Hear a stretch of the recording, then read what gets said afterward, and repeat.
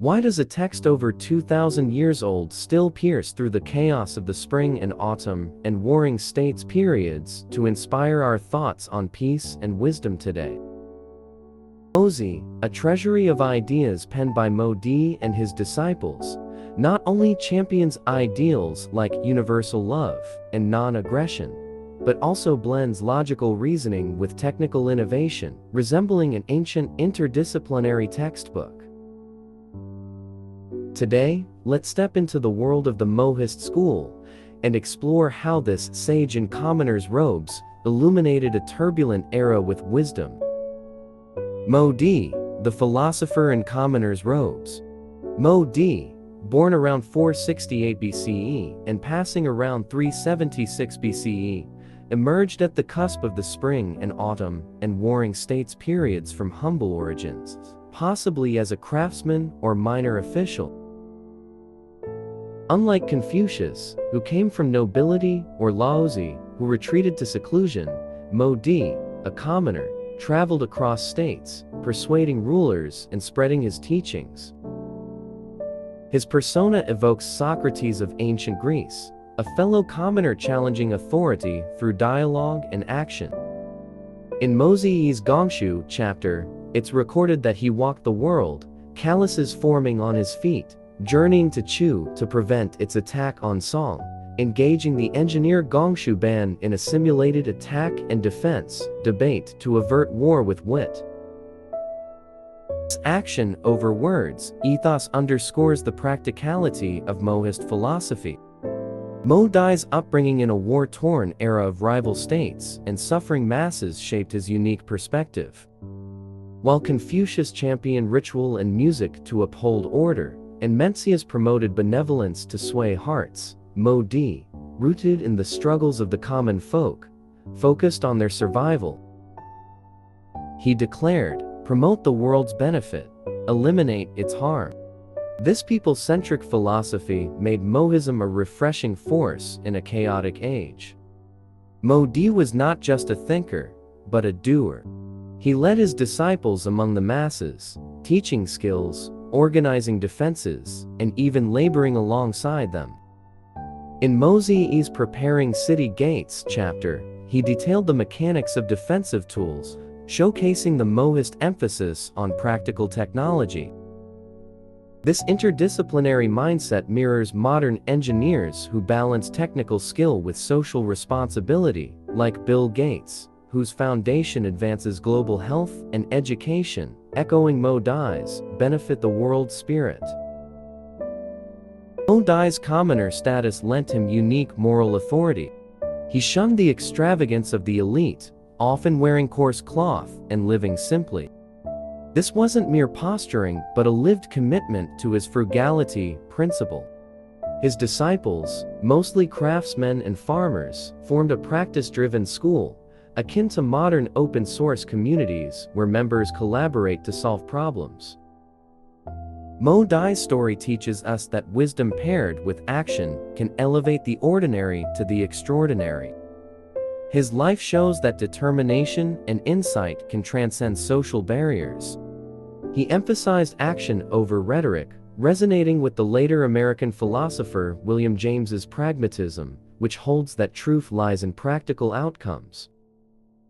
Mozi traveled tirelessly, persuading rulers to avoid war, embodying a pragmatism where ideas must yield tangible benefits.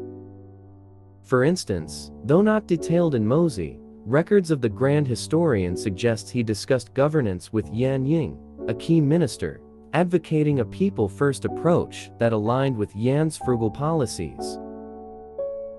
Mozi's practical spirit also shone in his strict management of his disciples' organization. The Mohist school resembled a modern nonprofit, with clear roles for spreading ideas and applying technical skills, such as crafting defensive tools. This structure mirrors the flat management of modern startups like SpaceX, which thrives on interdisciplinary collaboration and rapid iteration. Mozi's commoner roots didn't limit his influence, they amplified his moral authority. By living simply and rejecting luxury, he embodied a profound critique of resource distribution. His story inspires us, showing that with wisdom and action, anyone can leave a mark, regardless of origin. The Way of Universal Love, Boundless Care for All. Modi's core doctrine, universal love, advocates equal care for all, regardless of status or kinship. In Mozi's Universal Love 3 chapter, he wrote, "View others' states as your own, others' families as your own, others' selves as your own." In the hierarchical warring states era, where Confucians stressed graded love, Modi's call for love as universal as sunlight was revolutionary, challenging entrenched class distinctions. He argued that wars and poverty stem from selfishness, and universal love could foster a world without strife. To grasp universal love, consider the Roman philosopher Seneca, a Stoic who, in the Roman Empire, advocated forgiveness and equality, aiming to temper Emperor Nero's cruelty. Seneca said, "Humanity is one, harms all," echoing Modi's universal love. Universal love isn't a mere slogan, but a key to resolving conflicts. In Mozi's Gongshu chapter, Modi dissuaded Chu's king from attacking Song by arguing, "Attacking Song brings no gain, only mutual harm," blending moral and practical reasoning. This approach persists in modern diplomacy, like when Undersecretary General Dag Hammarskjöld, during the Suez Canal crisis, emphasized shared interests to broker peace, reflecting universal love's pragmatic wisdom. Universal love requires overcoming psychological barriers. Modern psychology, like Harvard's Joshua Green's research, shows humans favor those close to them, with weaker empathy for strangers, yet Modi urged breaking this and group bias to embrace all as one. This idea resonates in our globalized world. For example, South Africa's Nelson Mandela, after ending apartheid, promoted a rainbow nation, advocating equality across races, mirroring universal love by fostering reconciliation. Universal love also extends to social equity. Modi saw inequality as rooted in uneven resource distribution, and universal love demanded rethinking allocation systems. His call wasn't just moral, but a structural critique, revolutionary for the aristocratic warring state society. In Mozi's Frugality in Expenditures 2 chapter, he criticized nobles' extravagance for draining public resources, urging their use for people's welfare. This aligns with modern, effective altruism, championed by philosopher Peter Singer, which uses rational analysis to direct resources where most needed, like global health initiatives. Modi would likely endorse such efforts, as they align with his goal of promoting the world's benefit. Historically, Han Dynasty reformer Seng Hongyang's salt and iron monopolies indirectly practiced universal love by curbing elite hoarding to fund aid for the poor, easing social inequities. In modern times, the World Food Programme's optimized food distribution, earning a 2020 Nobel Peace Prize, reflects Modi's "see others' hunger as your own" ethos. Universal love also demands overcoming biases. Sociologist Robert Putnam's research shows trust and resource sharing thrive in cohesive communities, and Modi's universal love builds such trust by dismantling us versus them divides. In a globalized world, it inspires openness to diverse cultures, like the EU's refugee policies, which, despite controversy, aim to embody humanitarian care, echoing Modi's vision. Economist Thomas Piketty's Capital in the 21st Century critiques wealth concentration, much like Modi's rebuke of aristocratic excess, urging equitable resource distribution in a finite world. Non-aggression, halting war with wisdom. Modi's non-aggression doctrine directly addressed the warring states' endless wars.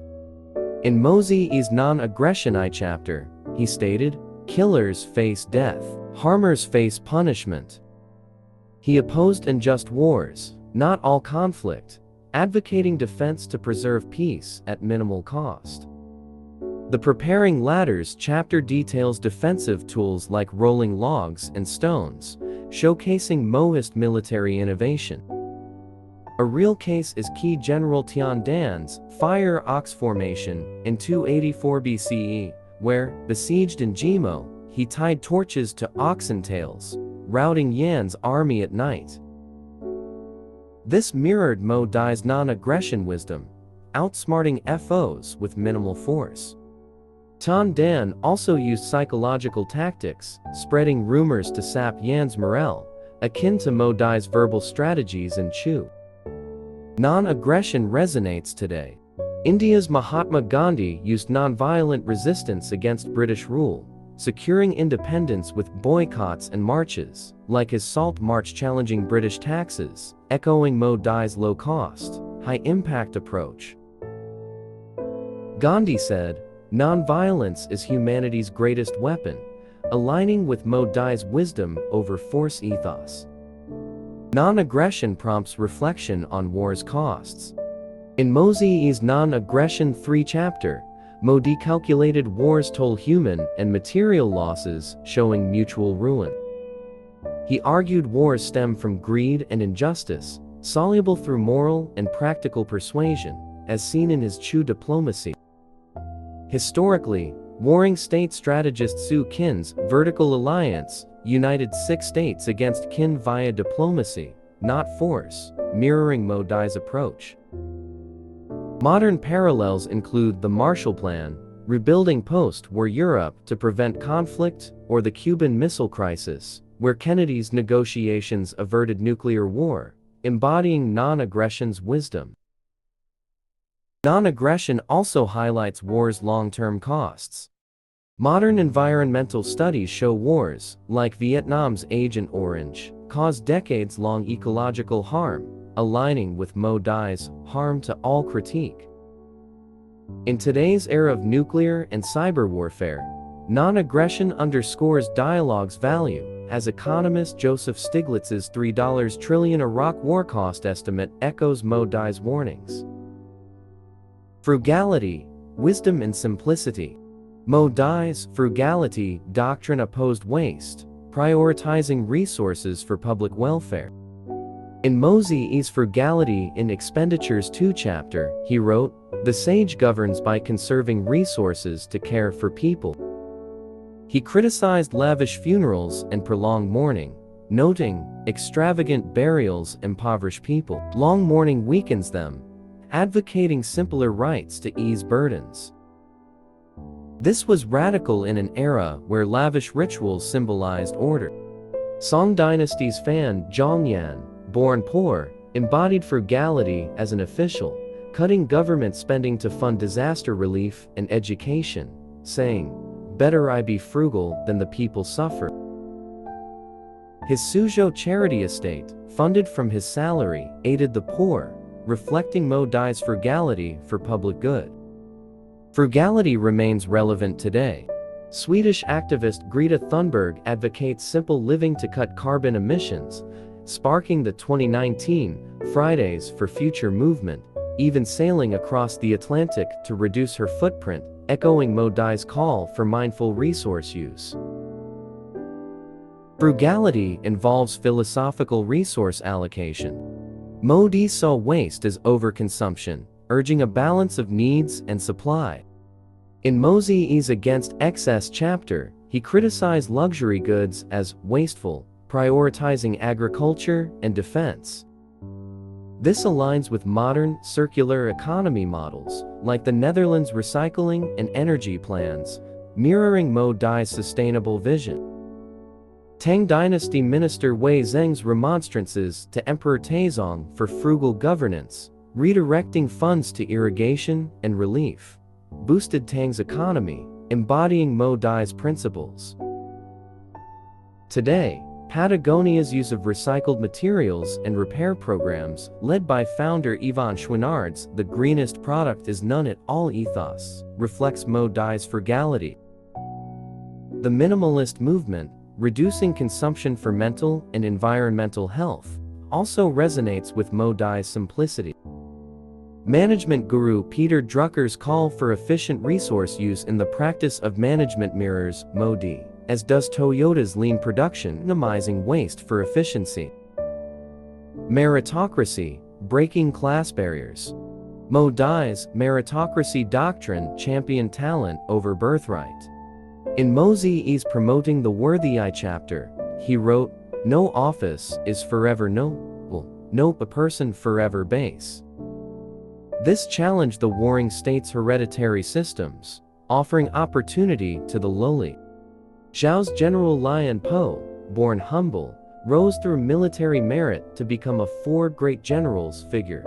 His defensive tactics in the Battle of Champing saving Zhao, reflecting Mozi's merit-based vision. Modern parallels include Elon Musk's hiring at Tesla, prioritizing problem-solving over degrees, as seen in battery expert Drew Baglino's self-taught rise, echoing Mozi's ethos. Meritocracy demands transparent systems to avoid cronyism. In Mozi's Promoting the Worthy 3 chapter, Mozi stressed selecting the virtuous and capable, regardless of TIs. This inspires modern HR, like Netflix's high-performance culture, ensuring talent through rigorous evaluation. The Sui Tang dynasty's imperial exams broke aristocratic monopolies, enabling poets like Bai Jui to rise from obscurity, embodying Mozi's no permanent nobility ideal. Today, Microsoft CEO Satya Nadella's rise from modest roots in India reflects global meritocracy, his empowering leadership aligning with Mozi's call to elevate the worthy. Sociologist Max Weber warned against cronyisms and efficiency, and Singapore's merit-based civil service, with strict performance metrics, mirrors Mozi's transparent selection. Google's Ochre system, quantifying contributions for fairness, also reflects Mozi's promote the worthy, demote the unfit principle. Mohist technology, ancient engineering wisdom. The Mohist school excelled not only in philosophy, but in practical technology. Mozi's chapters like Preparing High Approaches describe crossbows and ladder defenses, revealing deep mechanical insight. These weren't theoretical but battle-tested, as seen in Mozi's cloth belt demonstration of 9 defensive strategies against Gongshuban, saving Song from Chu. This blend of wisdom and technique embodies the Mohist, knowledge, action, unity. Greek scientist Archimedes' siege defenses in Syracuse, using catapults and burning mirrors against Rome in 213 BCE, parallel Mohist ingenuity, leveraging technology to overcome odds. Mohist tech also included logic and experimentation. Mozi's Canon introduces the 3 criteria: historical precedent, current evidence, and practical outcomes. This resembles modern scientific methods, like 19th century scientist Michael Faraday's electromagnetic experiments, leading to generators, echoing Mohist validation through practice. Mohist tech span military, agricultural, and civic applications, like flood control channels in Preparing Against Floods, akin to modern systems engineering, as seen in China's South to North Water Diversion Project. Song Dynasty scientist Shen Kuo's dream pool essays documented innovations like movable type, reflecting Mohist knowledge action spirit through empirical testing. Modern open source movements, like Linux's collaborative coding, mirror Mohist collective problem solving, as does MIT's engineering curriculum, blending theory and practice, like Mozi's crossbow analyzes. Mohist tech reminds us that innovation should serve humanity, not just profit, as Edison's systematic experiments for the light bulb echo Mozi's iterative, try, improve, apply approach. Mohist logic, pursuing truth through reasoning. Mohist logic, detailed in Mozi's Canon I and Canon EI, is a cornerstone of ancient Chinese logic. The 3 criteria, historical precedent, empirical observation, and practical utility guided not just philosophy but technical and military strategies, like terrain-based defense planning. Wei's reformer Li Kui used logical analysis in his agricultural reforms, optimizing land use through data, strengthening Wei, much like Modi's evidence-based approach. In debates, as in Mozi's Gongmeng chapter, Modi logically dismantled Confucian ritual excess, akin to Aristotle's syllogisms, though Modi emphasized practical validation over pure deduction. Modern statistician Ronald Fisher's randomized controlled trials, optimizing crop yields, reflect Modi's empirical logic. Psychologist Daniel Kahneman's work on cognitive biases in thinking, fast and slow aligns with Modi's structured reasoning to counter intuitive errors. Qinshan Yang used data-driven reforms to boost state power, mirroring Modi's reality-based logic. Amazon's data-driven recommendation algorithms echo Modi's verify with evidence principle, as do US debate programs teaching logical analysis, akin to Modi's debate style. In an era of post-truth, Oxford's James Williams warns of emotional misinformation, and Modi's 3 criteria offers a tool to combat this, ensuring fact-based decisions, vital in debates like climate change denial. Epilogue, Modi's modern echoes. Modi's ideas and actions resonate across millennia. Universal love teaches equality to resolve conflicts. Non-aggression guides us to peace through wisdom. Frugality calls for simplicity and sustainability. Meritocracy breaks barriers for talent, and Mohist tech and logic champion knowledge action, unity, and critical thinking. These ideas shape the warring state's intellectual landscape and offer timeless lessons. Today, universal love and non-aggression inspire responses to global conflicts and cultural divides, as seen in the UN's 2030 Sustainable Development Goals for global cooperation. Frugality and meritocracy inform sustainable development and management, like Google's 20-time policy fostering innovation, akin to Modi's talent promotion. Mohist tech and logic remind us that technology and reasoning must serve humanity, as in AI ethics debates aligning with Modi's benefit the world aim. As Mozi's heaven's righteousness and benefits for all, Modi's vision of a just, beneficial world belongs not just to the warring states, but every era seeking wisdom and peace. Let's draw strength from the sage and commoner's robes to face today's challenges and write our own chapter of history.